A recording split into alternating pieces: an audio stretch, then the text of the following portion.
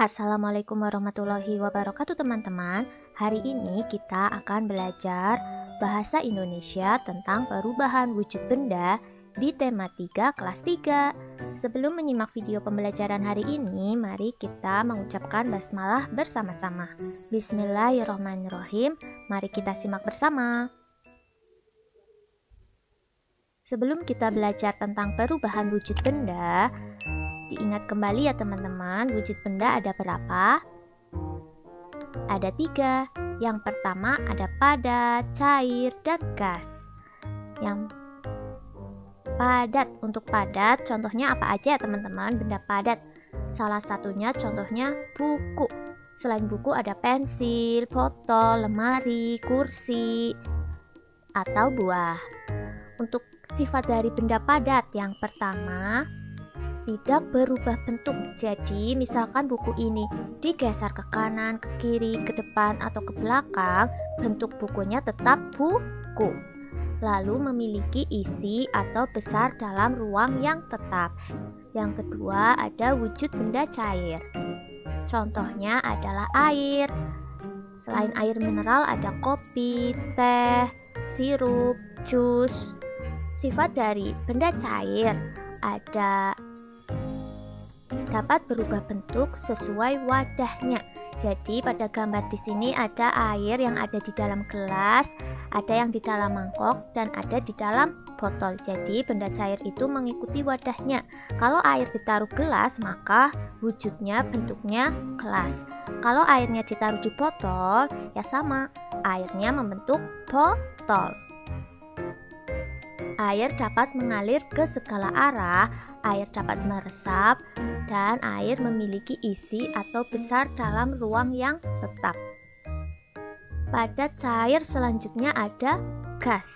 Contohnya gas di sini ada balon. Nah, pada gambar balon sebelum ditiup itu belum ada gasnya, belum ada udara. Setelah ditiup itu kita memberi udara ke dalam balon. Nah, udara tersebut itu gas, yaitu gas karbon dioksida, sehingga balonnya lama-lama menjadi besar. Selain balon ada ban sepeda, terus balon udara, bola, dan lain-lain. Untuk gas memiliki sifat dapat berubah bentuk sesuai wadahnya, dapat bergerak bebas, memiliki isi atau besar dalam ruang yang tetap. Nah, kita sudah mengenal ya teman-teman 3 wujud benda, ada padat, cair, dan gas. Selanjutnya kita belajar tentang perubahan wujud benda.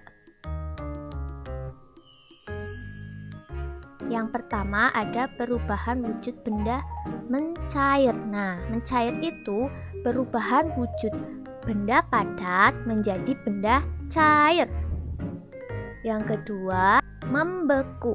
Nah, kalau membeku itu dari cair ke padat.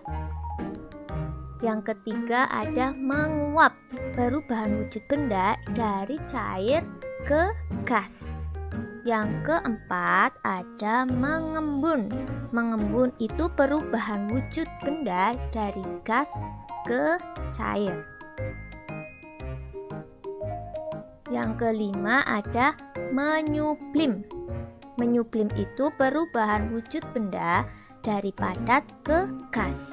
Dan yang keenam ada perubahan wujud benda dari padat ke gas.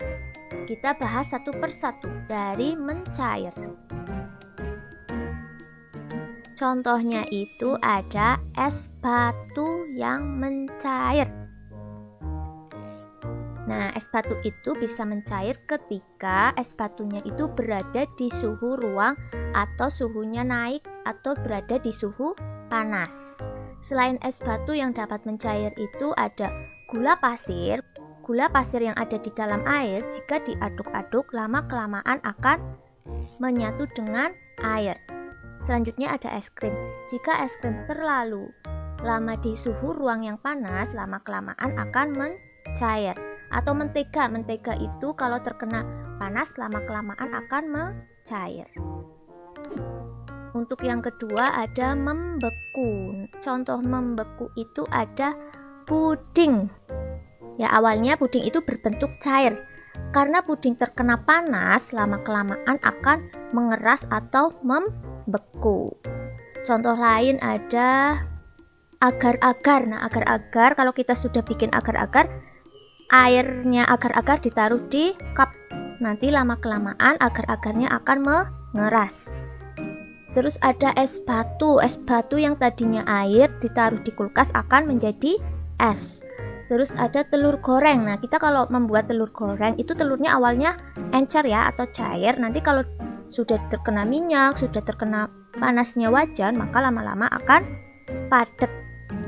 Yang ketiga yaitu menguap. Contohnya batako yang mengeras. Nah, jadi di dalam batako itu tadinya ada air.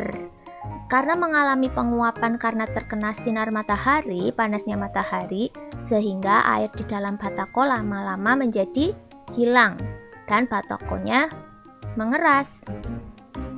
Contoh lain dari menguap itu ada air panas dalam panci atau air yang mendidih. Nah, kalau airnya sudah mendidih, itu kan mengeluarkan gas ya, keluar asap. Nah, kalau tidak segera dimatikan, itu lama-lama airnya akan habis jika tidak dimatikan kompornya. Yang keempat ada mengembun.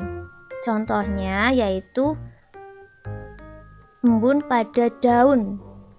Kenapa ya bisa ada embun pada daun? Karena pada malam hari suhunya itu turun atau dingin dan menghasilkan uap, sehingga pada pagi hari kita dapat melihat tanah, rumput, dan daun mengembun atau basah. Contoh lain, ada embun pada gelas yang diisi air es. Teman-teman perhatikan ya, kalau beli es itu kan pasti di pinggirannya gelas itu ada embun. Atau embun jendela saat hujan. Biasanya kalau hujan deras itu lama-kelamaan jendelanya akan mengembun karena suhunya turun atau dingin. Yang kelima ada menyublim. Contohnya ada kamper.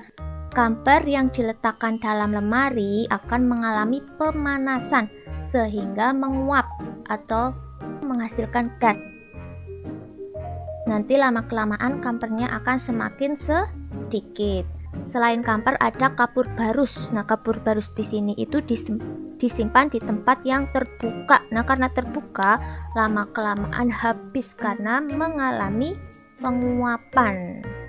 Yang keenam, mengkristal. Contohnya itu turun hujan salju.